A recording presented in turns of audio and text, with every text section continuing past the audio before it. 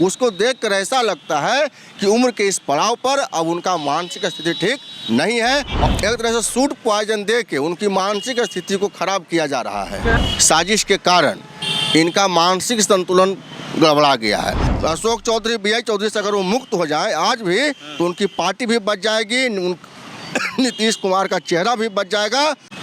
मंगलवार को मुख्यमंत्री नीतीश कुमार विधानसभा एवं विधान परिषद में महिलाओं को लेकर के आपत्तिजनक बात बोलते हैं। उसके बाद बुधवार को मुख्यमंत्री अपने ही बयान से पलट जाते हैं और उसके लिए क्षमा मांगते हैं, माफ़ी भी मांगते हैं, खेद भी व्यक्त करते हैं। हमारे बीच आरएलजेडी के युवा विंग के प्रदेश अध्यक्ष हिमांशु पटेल जी हैं। क्या कहेंगे सर, जिस तरह से मुख्यमंत्री बयान देते हैं उसके बाद अपने ही बयान पे खेद प्रकट करते हैं? देखिए, हम विगत कई महीनों से कह रहे हैं कि मुख्यमंत्री जी की जो स्थिति है, ललन सिंह जी, संजय झा जी, बीआई चौधरी, अशोक चौधरी जी के विशेष राजनीतिक साजिश के कारण इनका मानसिक संतुलन गड़बड़ा गया है। तो जब हम विगत कई महीनों से बात को बोल रहे हैं तो हमारे कुछ खास करके हमारे जो स्वजातीय बंधु कुर्मी समाज, उनको थोड़ा तकलीफ लगता है, कुछ सब लोगों को नहीं, कुछ साथियों को। तो वैसे साथियों से हम कहना चाहते हैं कि मंगलवार को जिस तरह से मुख्यमंत्री जी का बयान आया, अमृत बयान आया किसी राज्य का मुख्यमंत्री, और इस तरह से सदन में अपनी बात को रखे। अब कुछ लोग जेडीयू के लोग बचाव कर रहे हैं कि गमई भाषा में रखे, ठेठ भाषा में रखे। अब नीतीश कुमार से उम्मीद की जा सकती है कि गमई भाषा का उपयोग करें, इतना गंदे शब्दों का उपयोग करें। इससे स्पष्ट हो गया। हम उन साथियों से पूछना चाहते हैं कि इन तरह के शब्दों का प्रयोग क्या नीतीश कुमार का मानसिक स्थिति को ठीक दर्शाता है कि अच्छा दर्शाता है? आप हमको बताइए।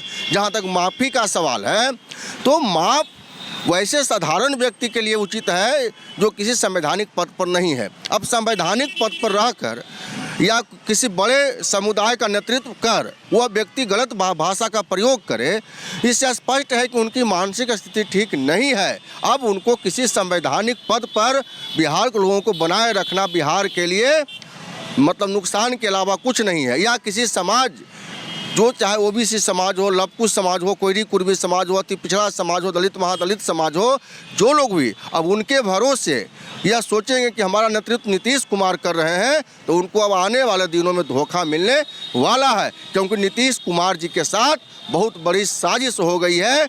उनको एक तरह से फूड पॉइजन दे के उनकी मानसिक स्थिति को खराब किया जा रहा है। क्या कहते हैं, जिस तरह से नीतीश कुमार लगातार ये कह रहे थे, काम भी कर रहे थे, महिलाओं के हित की बात करते थे, महिला आरक्षण की बात हो, राजनीति में महिला आरक्षण की बात हो, नौकरियों में महिला आरक्षण की बात हो, या किसी भी तरह से महिलाओं को के उत्थान की बात हो, लगातार वो बात कर रहे थे। लेकिन इस बार जिस तरह से देखा जा रहा है कि आंगनबाड़ी में महिला जो है कार्यकर्ता, उनके ऊपर लाठीचार्ज किया जा रहा है, पानी का फव्वारा दिया जा रहा है, विधानसभा में इस तरह की बातें, महिलाओं के खिलाफ आपत्तिजनक बातें बोल रहे हैं। क्या लगता है? वही बात तो माननीय पत्रकार महोदय जी हम कह रहे हैं कि नीतीश कुमार का जो है एक फेस था देश के स्तर पर, चाहे सामाजिक न्याय के क्षेत्र में हो, महिलाओं के विकास के क्षेत्र में हो। लेकिन इधर विगत कुछ वर्षों से जिस तरह से उनका बयान आ रहा है, जिस तरह से उनका आचार और आचरण व्यवहार हो रहा है, उसको देखकर ऐसा लगता है कि उम्र के इस पड़ाव पर अब उनका मानसिक स्थिति ठीक नहीं है। और इसके पीछे 4 व्यक्ति हैं। उनकी मानसिक स्थिति ठीक नहीं है, इसके पीछे 4 व्यक्ति हैं। ललन सिंह हैं, बीआई चौधरी हैं, संजय झा हैं और अशोक चौधरी हैं। इन लोगों को साजिश है। इन लोग का एक मगही में कहावत है कि आग लगनती जो पड़ा जो निकला सो लाभ। अब ये लोग हैं कि नीतीश कुमार को किसी तरह से बर्बाद कर दो, जो नुकसान होना है हो जाए, लेकिन हम लोग को कुछ राजनीति में प्राप्त हो जाए, बस यही लक्ष्य। क्या कहना आप ये चाह रहे हैं कि मुख्यमंत्री को गद्दी छोड़ देनी चाहिए?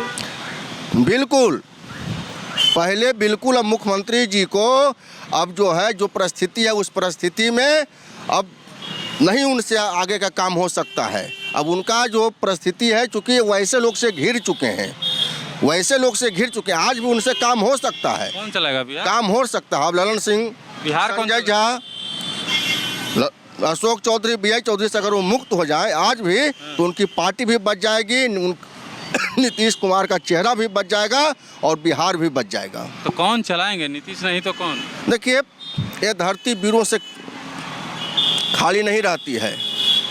जब कर्पूरी ठाकुर का देहांत होगा, लगा बिहार कौन चलाएगा, नीतीश कुमार बिहार चला रहे हैं और सही चलाने वाला खुद आ जाएगा। किसी को बनाने से, किसी को थोपने से नेता नहीं होता है। नेता जो है बिहार के लोग खुद नेता चुन लेंगे कि बिहार का विकास कौन कर सकता है, बिहार को आगे कौन बढ़ा सकता है। उसके लिए राष्ट्रीय लोक जनता दल के राष्ट्रीय अध्यक्ष उपेंद्र कुशवाहा भी एक महत्वपूर्ण चेहरा है, हम लोग भी एक महत्वपूर्ण चेहरा है भाई। जो जिसमें बिहार को आगे बढ़ाने की क्षमता हो, मद्दा हो, वैसे व्यक्ति को बिहार के लोग चुन लेंगे, खुद चुन लेंगे। उसमें उपेंद्र कुशवाहा जी भी एक हैं।